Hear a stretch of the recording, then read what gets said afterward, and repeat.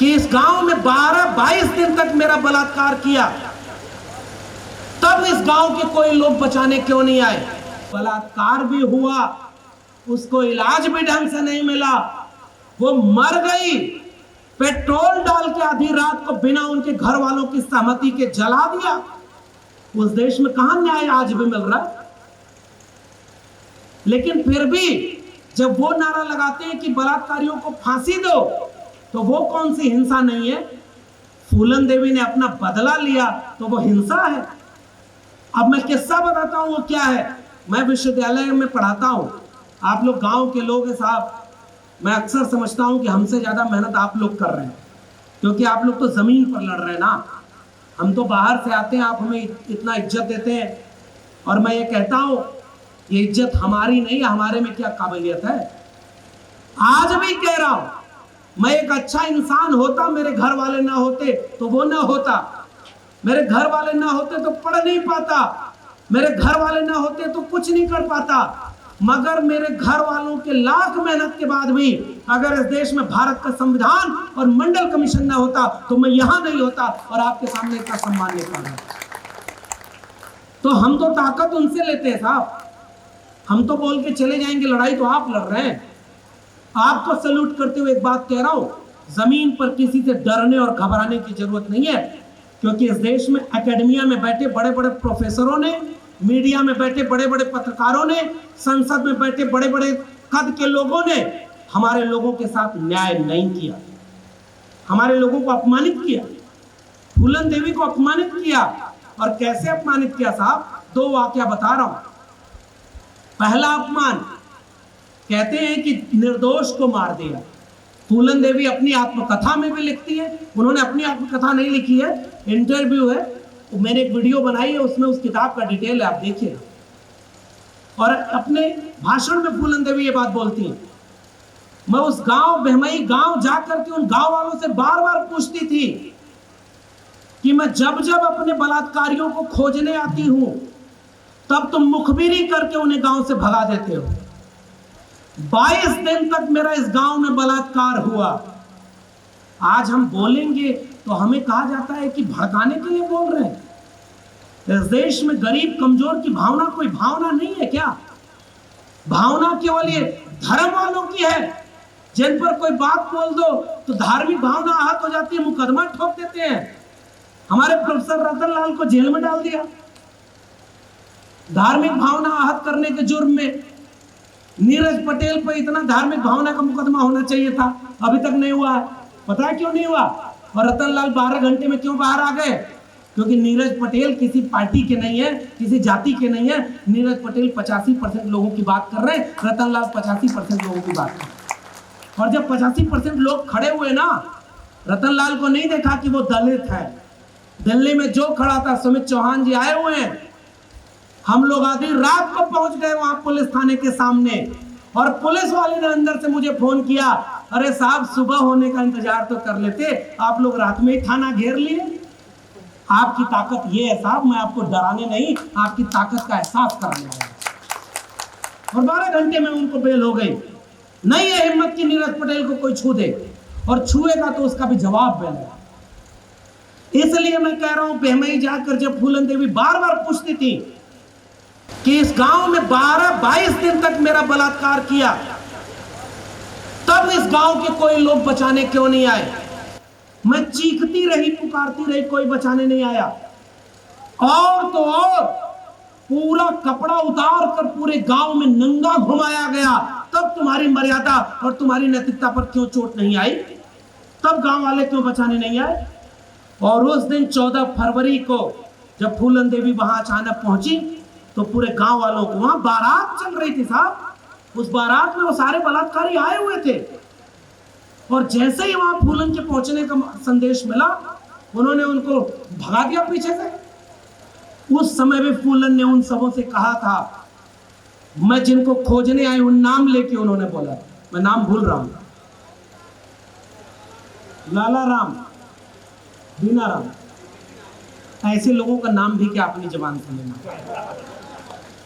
फूलन देवी ने कहा कि उन्हें आप बाहर सामने खड़ा कर दो, हम उन्हीं को मार लेंगे, हमें बदला लेना है। गांव वाले बलात्कारियों के पक्ष में खड़े हैं। तो जो आज भी कहते हैं कि फांसी दो, जब बलात्कार का बदला लेने के लिए फूलन देवी ने शस्त्र उठाया तो फूलन देवी को गुंडा कहा गया। इस विमर्श को बदलने की जरूरत है।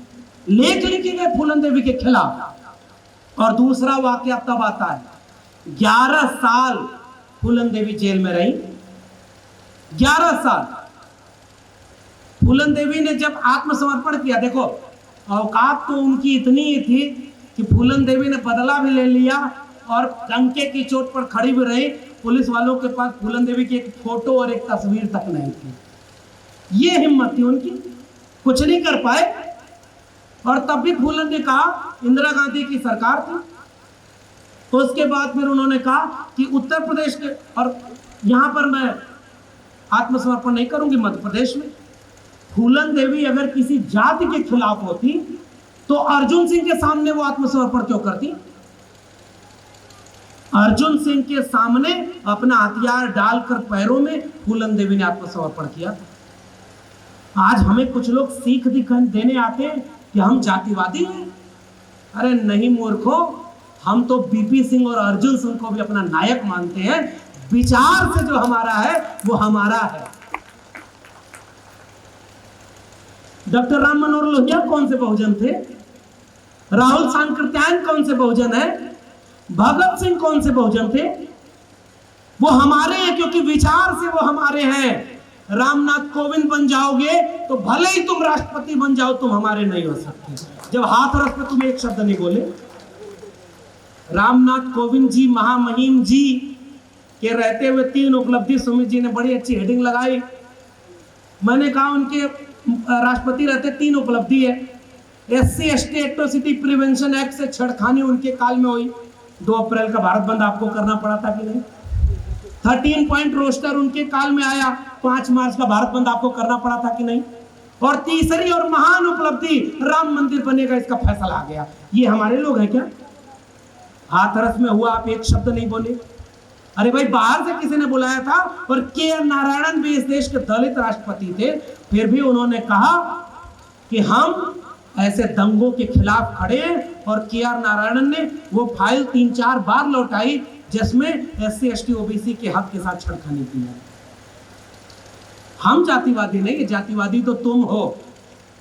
और जब वो सारा कांड हुआ, फूलन देवी ने आत्मसमर्पण कर दिया। फूलन देवी ने केवल एक शर्त रखी थी, हमारे किसी भी सदस्य को मौत की सजा न हो और हमें उत्तर प्रदेश में ना रखा जाए। 11 साल चार्जशीट तक फाइल नहीं की, कोई मुकदमे की सुनवाई तक नहीं हुई। जब जुर्म है तो साबित तो करो, मुकदमा तो लड़ो, उनको सजा तो सुनवाओ। कुछ भी नहीं हुआ। और तब वाकई एक ऐसे व्यक्ति का नाम ले रहा हूं जिसको इस मंच से जरूर याद किया जाना चाहिए, कम से कम उतने काम का जितने काम का तो वो हकदार है। उस समय एक व्यक्ति, वो अलग व्यक्ति है, उसको मैं खोजता हूं, उसे याद करता हूं। वो चौधरी चरण सिंह की विरासत से राजनीति शुरू करता था। उसने पहलवानी की थी और राजनीति का पहलवान बना था। उसने राम मंदिर के आंदोलन के नाम पर बाबरी मस्जिद ढहाने जाने वाले आतताइयों के ऊपर गोली चलवा करके माइनॉरिटी के मन में संविधान के प्रति आस्था और विश्वास को दृढ़ करने की हिम्मत का फैसला लिया था। उस मुलायम सिंह यादव को मैं यहां से याद करूंगा। और उस मुलायम सिंह यादव ने यह हिम्मत दिखाई कि सारे मुकदमे वापस कराए फूलन देवी के, और 1996 में मिर्जापुर से जाकर कहा कि समाजवादी पार्टी के टिकट पर चुनाव लड़ो और संसद में जाओ फूलन देवी, तुम्हें एक नया अवतार मिलेगा। बड़े बड़े लेख लिखे गए साहब। दिल्ली में लेख लिखे गए कि यूपी का गुंडा अब जेल से गुंडों और डकैतों को निकाल करके संसद में डकैतों को बैठाने जा रहा है। ऐसे लेख लिखे गए। ये लोग भूल गए अपना इतिहास। समाजवाद का पाठ जिन्होंने लोहिया और जेपी से पढ़ने का दावा किया, वो लोग समाजवाद के संघर्षों की जमीन भूल गए। तो हम जैसे लोगों की जिम्मेदारी है कि उन लोगों के समाजवाद की याद दिलाया जाए जो उनकी अपनी विरासत में है। और तब मुलायम सिंह यादव खुद प्रचार करने गए और कहे कि डकैत कौन है इसकी परिभाषा हमें मत दो। फूलन देवी हमारे नायक है, हमारी वीरांगना है, और फूलन देवी जीतती हैं और उसके बाद संसद में पहुंचती है। आज के लोगों को हिम्मत है क्या? ढंग से पूछिए जाके समाजवादी पार्टी के कार्यालय में फूलन देवी को कितने लोग याद कर रहे हैं। ये ताकत और विरासत का सवाल है साहब।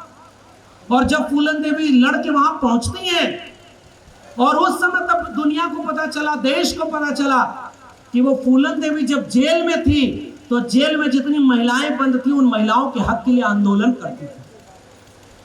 फूलन देवी जब सांसद बनी तो उन्होंने एक पूरी कमेटी बनाई फूलन देवी ने कि जितनी भी महिलाएं घरेलू हिंसा का शिकार हो रही हैं वो मेरे पास आए, मैं उन्हें न्याय दिलाने के लिए लड़ूंगी। फिर भी इस देश ने फूलन देवी को कभी महिलाओं का मसीहा नहीं बनाया। जेंडर डिस्कोर्स पर इस देश में बड़े बड़े नाम लिए जाते हैं, महिला मुक्ति के लिए बड़े बड़े नाम लिए गए। और मैं दिल्ली से आया हूं और दिल्ली वालों के बिना दिल होने का एक दावा कर रहा हूं। दिल्ली वाले भीतर से बहुत खोखले होते हैं साहब। मैं तो चाहता हूं मेरे अंदर मेरा छोटा सा उत्तर प्रदेश, थोड़ा सा आजमगढ़, मेरी अपनी भोजपुरी की मिट्टी कायम रहे ताकि दिल्ली वालों की बिना दिल जैसा न हो जाऊं, वरना मैं भी कहीं बिककर उनका गुलाम न हो जाऊं। उन दिल्ली वालों ने कभी न्याय नहीं किया कि फूलन देवी एक महिला आइकॉन की तरह इस देश में क्यों नहीं याद की जानी चाहिए। महिलाओं की मुक्ति की लड़ाई में फूलन देवी कहीं नहीं नजर आई। और फूलन देवी के ये बड़े काम थे जिसको इस देश में कभी बताया नहीं। महिलाओं की मुक्ति की लड़ाई, घरेलू हिंसा के खिलाफ जो लोग लड़ रहे महिलाओं के लिए उन्होंने। और तीसरा बड़ा काम एकलव्य सेना बनाई थी फूलन देवी ने। फूलन देवी ने एक भाषण में कहा, एकलव्य तो हमारे पुरखे थे जो बिना गुरु के भी अपनी कला में माहिर थे, बिना दीक्षा दिए भी एक ऐसा गुरु जिसने अंगूठा काट लिया था, हम उस एकलव्य के वारिस हैं। इसलिए फूलन देवी ने एकलव्य सेना बनाई। पता है आपको, शुरुआती दौर में फूलन देवी दुर्गा की पूजा करती थी। अब फूलन देवी से वर्तमान पर लौटकर बात खत्म करूंगा। दुर्गा पर पूजा करती थी। जब वो चंबल में रहती थी तो वो दुर्गा को मानती थी। नागार्जुन ने एक कविता भी लिखी। उस कविता में उन्होंने उसकी तुलना, फूलन देवी की तुलना दुर्गा से की। और उस दुर्गा से करते हुए फूलन देवी ने, जब वो सारा काम फूलन देवी का, एकलव्य सेना के साथ तमाम तरह की महिलाओं की मुक्ति के काम। और जब फूलन देवी लोगों के बीच जाने लगे और लोगों को एक आत्मविश्वास देने लगे कि महिलाओं तुम शर्माओ मत, झुको मत, तब मुझे सोनी सूरी याद आती है।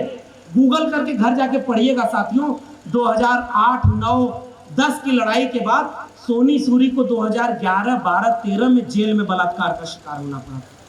और सोनी सूरी जब वापस लौट करके अपने आदिवासी इलाके में जाती है तो आज मैंने जब सोनी सूरी से पूछा ना कि सोनी दीदी वहां जाकर क्या बदलाव नजर आता है, तो पता है सोनी सूरी ने क्या कहा कि पहले पूरे बस्तर के इलाके में एक सोनी सूरी थी, अब बस्तर के हर एक गांव में एक सोनी सूरी खड़ी है। इसलिए इस मंच की सफलता, इस आयोजन की सफलता इस बात में नहीं है कि आप हम लोगों का भाषण सुनकर चले जाएं। हम लोग तो भाषण देने के लिए ही जाने जा रहे हैं आजकल। अब एक को चुनाव लड़े नहीं है, पैसा रुपया है नहीं। और मैं तो कई बार आश्चर्यचकित था कि जो मैंने YouTube पर, Facebook पर 1 साल में पिछले बोला उसमें कोई नई बात नहीं बोली। ये तो भारत भर में सब लोग जानते हैं। फिर मेरे पास देश भर से इतने फोन क्यों आने लगे, फिर मुझे पूरे देश में बुलाया क्यों जाने लगा, जहां जाता हूं इतना सम्मान क्यों मिलने लगा। तब मुझे पता चला एक जनरेशन गैप हो गया था साहब। पुरखे लड़े थे तो हम यहाँ पहुंचे, हमारे लोग लड़ना भूल गए, इसलिए हमें इज्जत मिल रही है कि आओ आप जैसे लोगों की जरूरत है, लड़ाई लड़ो ताकि आने वाले वक्त तक के लिए कुछ विरासत बचे। वरना हमारे पास क्या है सम्मान पाने के लिए? ये सम्मान तो आपका बड़प्पन है। और ये सम्मान इसलिए कि फूलन देवी पर पिछले साल जब मैं वीडियो बना रहा था तो मेरे पास धमकी आई कि तुम फूलन देवी पर वीडियो बना रहे हो। और जैसे धमकी वमकी आती है तो कई बार हौसला बढ़ जाता है कि लगता है गाड़ी एकदम सही पटरी पर है और इसे और तेज दौड़ना है। हम लोग डरने वाले हैं क्या? मंच पे आज जैसे ही आके बैठा वैसे ही मैसेज खोला तो नीरज को मैंने दिखाया, देखो नीरज भाई पहले ही ऊपर दिख रहा है गाली आई हुई, फूलन देवी की वीडियो पे गाली आई। अरे हम उस विरासत के लोग हैं। तथागत बुद्ध को मारने की कोशिश की, कबीर को मारने की कोशिश की, ज्योतिबा फुले को मारने की कोशिश की, पेरियार को मारने की कोशिश की, अंबेडकर के खिलाफ खड़े रहे, भगत सिंह के खिलाफ खड़े रहे, मंडल के खिलाफ खड़े रहे। हमारे पुरखे इनके बाप दादाओं से नहीं डरे तो हम लोग क्या इनसे डरने वाले हैं क्या? आंख में आंख डाल के सच बोलेंगे। इसलिए फूलन देवी पर बोलने आपके बीच में आया। कल तक 102 डिग्री बुखार था, दवा खा के आया क्योंकि अपने को रोक नहीं पाया। क्योंकि यहां बोलते हुए आपको क्या महसूस हो रहा है मुझे नहीं पता, मुझे महसूस हो रहा है कि मैं अपनी जड़ों को महसूस कर रहा हूं और अपने को ताकत महसूस कर रहा हूं। इसलिए मैं आपके बीच में आया। और उस फूलन देवी ने जब ये ठान लिया कि मुझे क्रांति करनी है तो पूरे उत्तर भारत में खासकर रामविलास पासवान को राखी बांधती थी। पटना में लालू प्रसाद यादव ने जाकर के एक बड़ा सम्मेलन बुलाया और उसकी अध्यक्षता करने के लिए उन्होंने चुना तो फूलन देवी को चुना था। ये एका थी।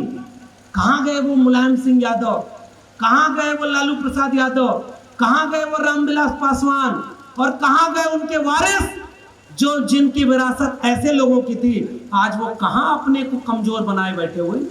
ये मेरा सवाल है उनसे। आज आप अपनी विरासत को क्लेम नहीं कर पा रहे और आप कहते हो परशुराम का फरसा पकड़ के वोट मिल जाएगा।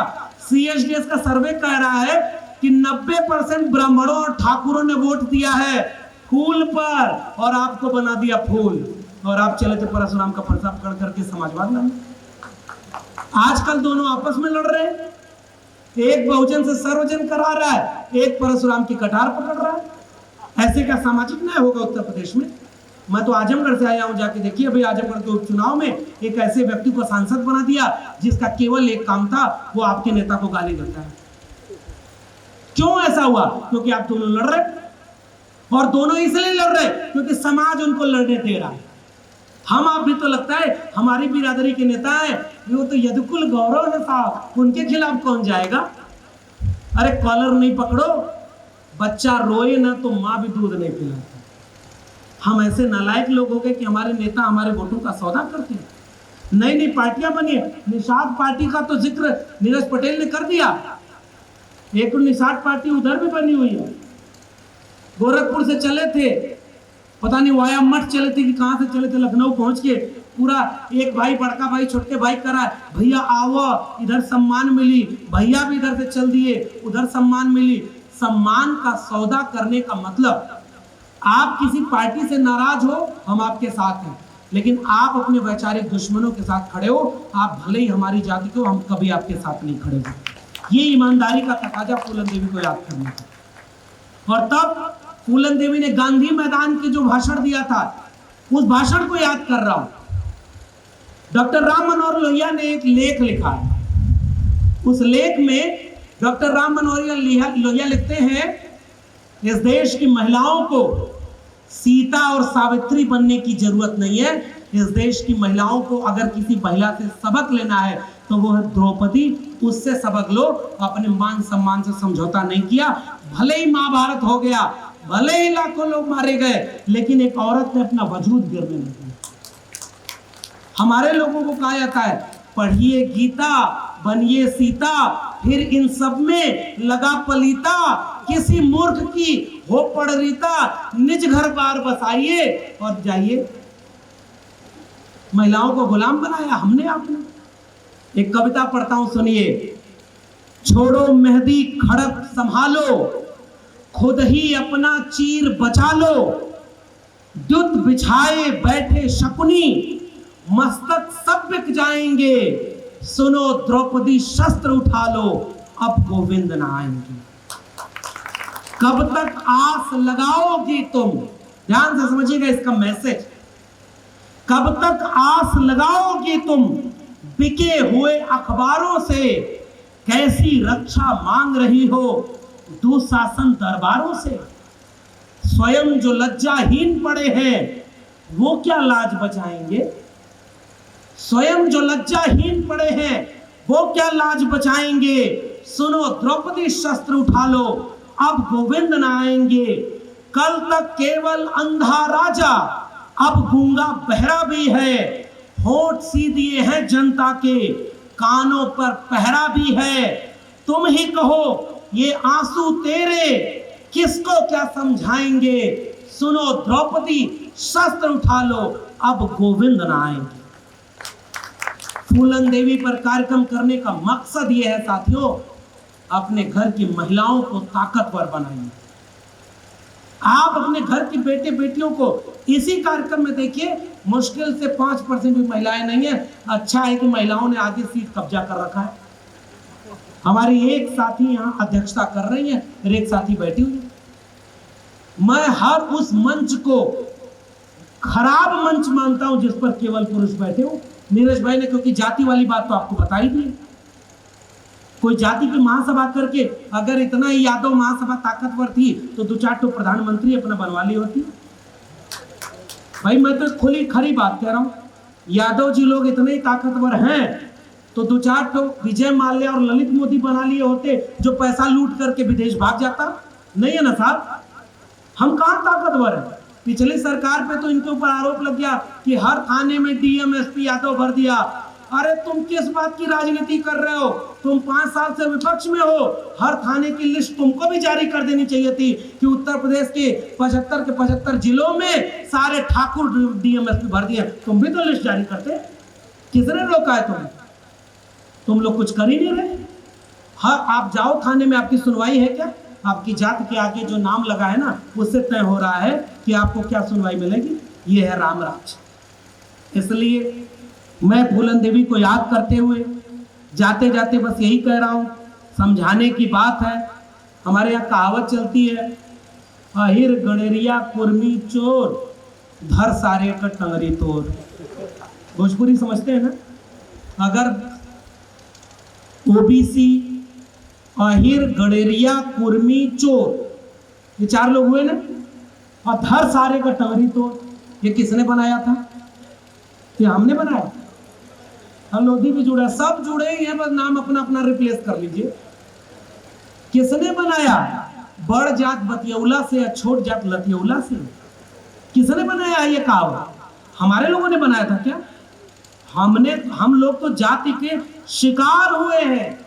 लेकिन साहब अब वक्त इस बात का नहीं है कि अब केवल, और नीरज भाई ने बिल्कुल सही कहा, आलोचना करने को तो मैं तो प्रधानमंत्री गृह मंत्री का नाम लेकर के हर जगह वो बोल रहा हूं।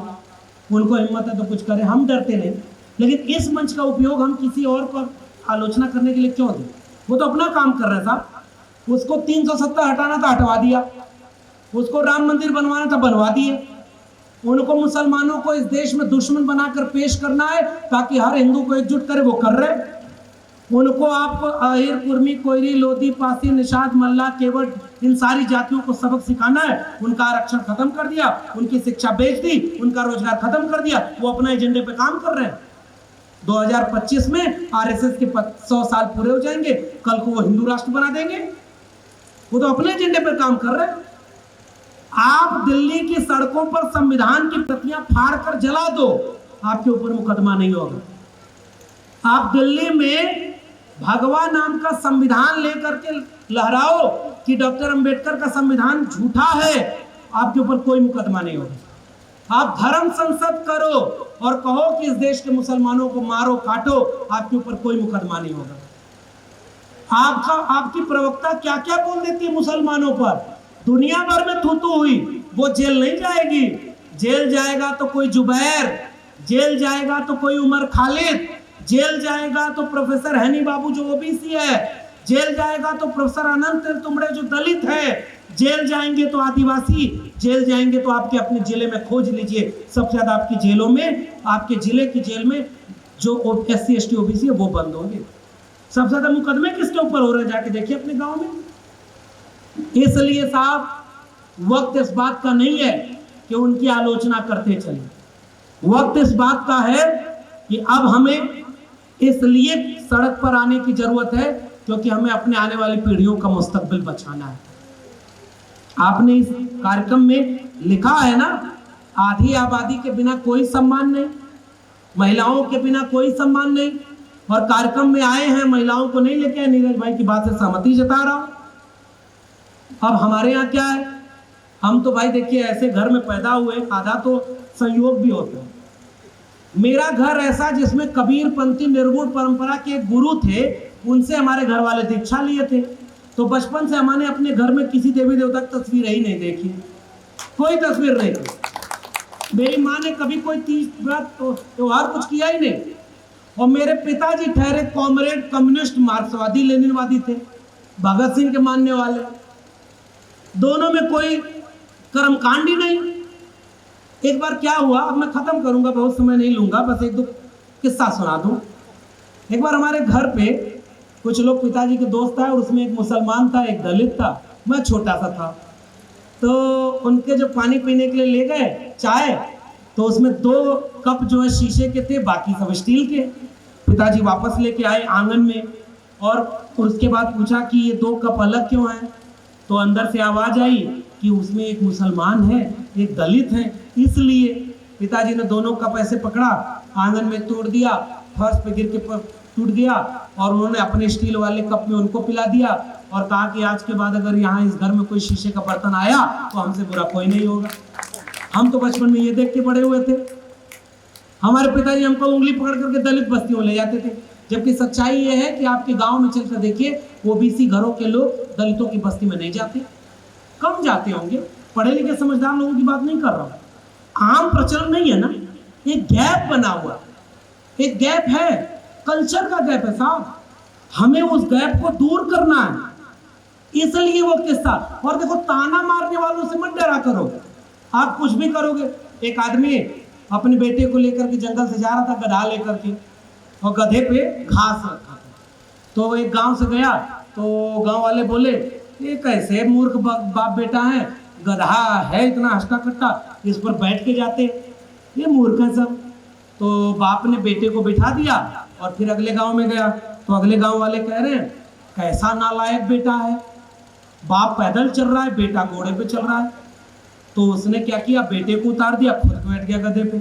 अगले गांव में गया, तो वो सब कह रहे हैं, कैसा बाप है, बेटा पैदल चल रहा है और अपने घोड़े से चल रहा है। परेशान होकर के दोनों बैठ गए।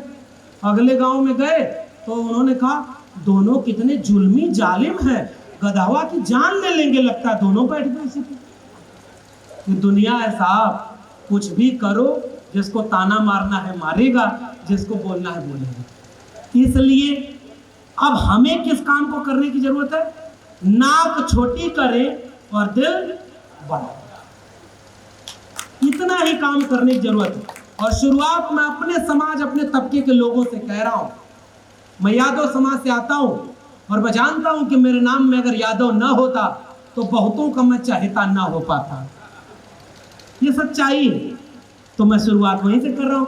मेरे घर में आजकल आप जाएंगे तो हंगामा मचा हुआ है।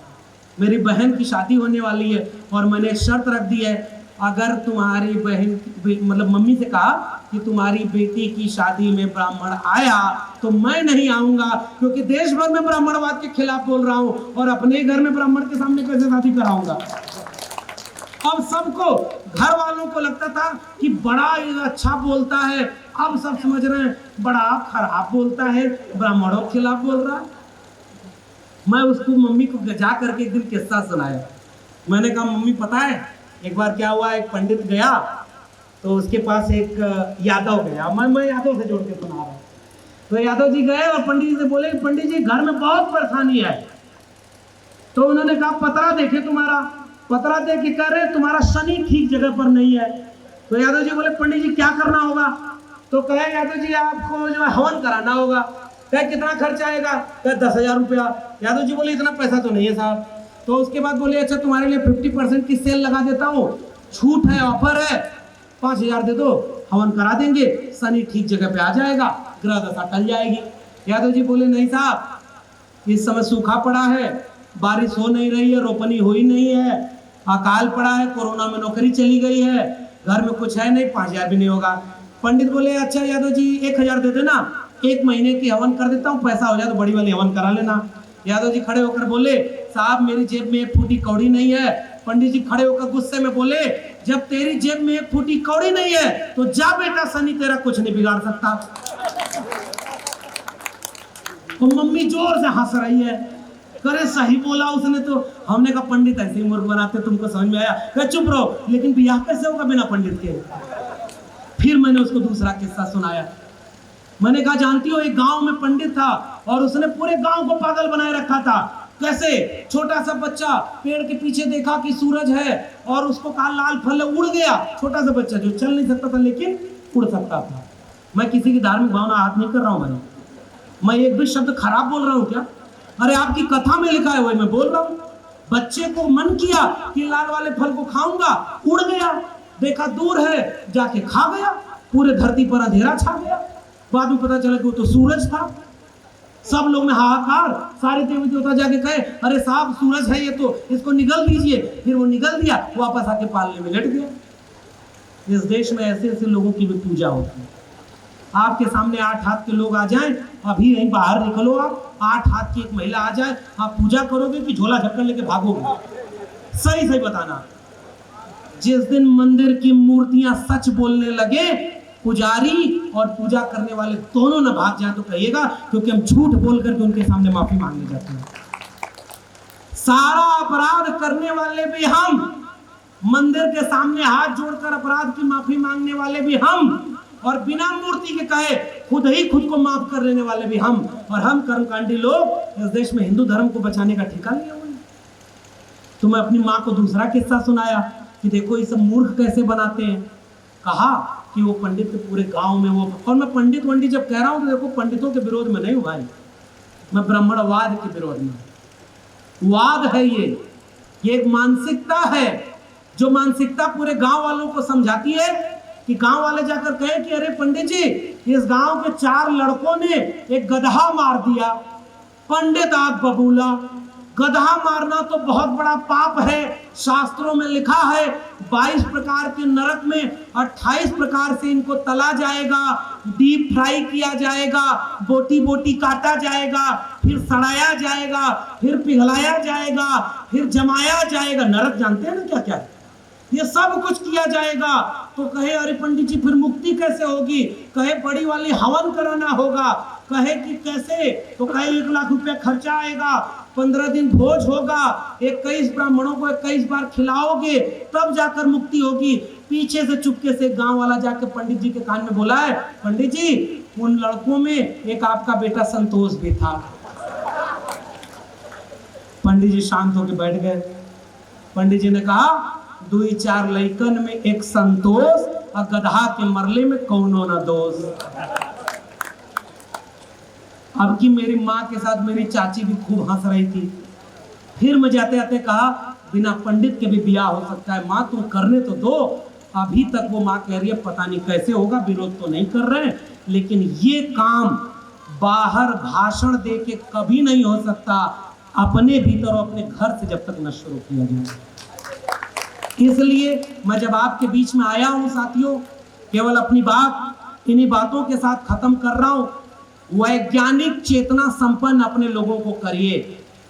मेरी तबीयत खराब हुई, 102 डिग्री बुखार हुआ, मैंने 20 बार गायत्री मंत्र पढ़ा, 25 बार हनुमान चालीसा पढ़ा, किसी मस्जिद के सामने जाकर नहीं, अपने घर में पढ़ा। तो क्या मैं ठीक हो गया? अरे भाई तुम एक बात बताओ, देखो मस्जिद से याद आ गया, थोड़ा और बोल लेने दीजिए, बाकी आयोजक जाने। एक बात बताओ, तुम 1990 से जब मंडल कमीशन लागू हुआ तो तुमने इस देश में कमंडल का आंदोलन शुरू किया, रामलला हम आएंगे मंदिर वहीं बनाएंगे, कहा था ना। अब सारा चीज हुआ मंदिर बनाने के लिए, रथ यात्रा निकली मंदिर बनाने के लिए। जितना रथ यात्रा जाती गई हर जगह दंगा होता गया था कि नहीं हुआ? गोधरा कांड के नाम पर दंगा हुआ कि नहीं? दंगा में मलाई कौन खाया? जो आज देश बेच रहा है। मैंने किसी प्रधानमंत्री का नाम नहीं लिया भाई, वो किसकी मलाई खा रहे? दंगा होने की। और इसलिए साथियों, मंदिर तुमने बनवाया, चलो जाओ मंदिर तुम्हारा है, हमसे तो उससे मतलब ही नहीं। लेकिन मंदिर क्या इस दिन रात के लिए बनाया था कि जब मंदिर बन जाए तो रामनवमी के दिन मस्जिद के सामने जाकर त्रिशूल और तलवार लहराते हुए मुसलमानों को गाली दो, इसलिए तुमने मंदिर बनवाया था? क्या यही है तुम्हारा हिंदू धर्म? ये कांवड़िए जो जा रहे हैं कांवड़ लेकर इस समय, इसमें जरा खोज करके सर्वे करिएगा किनके घरों के लोग हैं। डॉक्टर, इंजीनियर, वकील, प्रोफेसर, नेता, मंत्री, विधायक, इनके लोग क्यों नहीं कांवड़ लेने जा रहे? वो सत्ता में बैठकर कांवड़ियों पर फूल और माला फेंक रहे ताकि जाओ बेटा, पहले कांवड़ में जाओ।